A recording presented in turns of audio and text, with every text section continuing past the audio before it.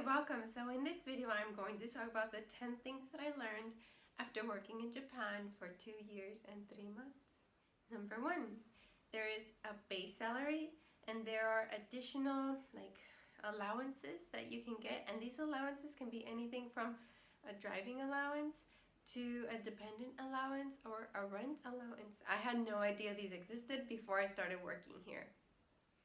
Number 2, teamwork is expected, even for teachers who are kind of independent and yeah, they're used to working in maybe their grade level, but mostly independent, like my classroom, my lesson plans, my students. No, that's not the way it works in Japan. In Japan, it's very team-based.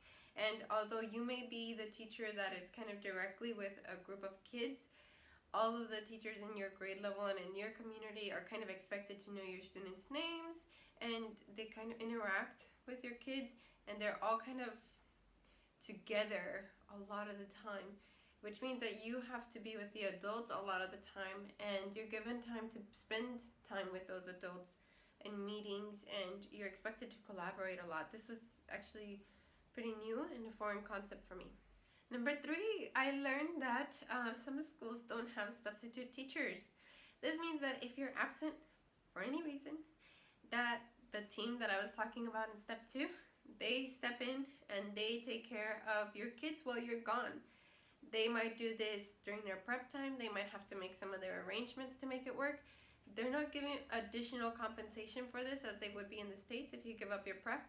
This is just kind of expected with that whole teamwork mentality. That leads me right into number 4. If you're sick, but you're not going to the doctor, you're going to work. So now that I work in an American school again, I was sick this past week, and after having worked in Japan for 2 years, I thought, no, I have to go anyway, and I showed up, and they were like, why are you here? You're sick? I thought, well, yeah, but I'm not like in a bed. They said, yeah, but you're sick. Go home. And it was like reverse culture shock, I guess, having that experience. Like everything that I've been kind of trained in the past 2 years is just no longer relevant.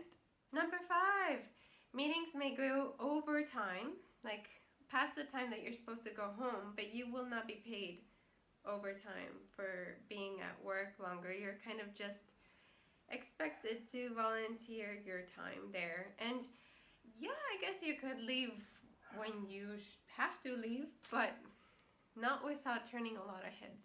Do you know what I mean? That leads me into number 6.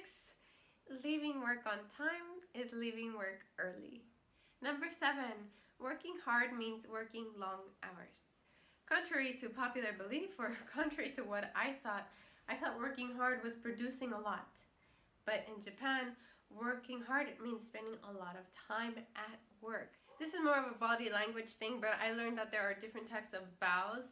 There are the everyday bows, like, oh, just a short bow. That's just a greeting, or I acknowledge your presence. And then there's like the 90-degree angle bow, where you go all the way down and stay there for a while. That's like deep form of respect. This is kind of the bow that you do with parents, or for New Year's Day when you're greeting people and saying Happy New Year's, and I hope to work with you again well this year, that kind of deal. There's also the very popular like I'm sorry. If this is a really casual I'm sorry hand gesture, then you just kind of go like this and nod. If you want it to be a little more formal, you use 2, but I don't think I've ever really used that one or seen that one used. Another gesture that's really popular is this one, or this one. This means like I don't have it, I can't do it, not here, not me, that kind of thing. The last gesture that I kind of picked up was a really cute one. When you want to say me, you don't say me like, I guess, the way that I did it naturally. It's me. I like that one. Number 9, this one was a big struggle for me. Not getting a solid yes or a solid no answer. When I wanted to ask something from my coworkers and they didn't want to do it, or they couldn't do it, then they would not say no. They would just kind of go like this, like, and it was expected that I would understand that that means no, sorry. If you see treats around the office, this means that someone has traveled recently. So if you want to be extra kind of like accepting of the culture, and I think it's a fun little tradition, if you travel, bring back some souvenirs that are edible and put them in the office for people to kind of enjoy. Okay, I know I already gave 10, but I have to give this extra one because it's just so important. The phrase Yoroshiku Onegaishimasu. This one is like just a great phrase that basically shows that you want to have a good relationship with your coworkers, that you want to have a good lesson, that you want to have a good meeting, that you want to have anything that's positive that has to deal with other people. You can do it at the beginning of a meeting, or at the beginning of an interaction, or at the end. Yoroshiku onegaishimasu.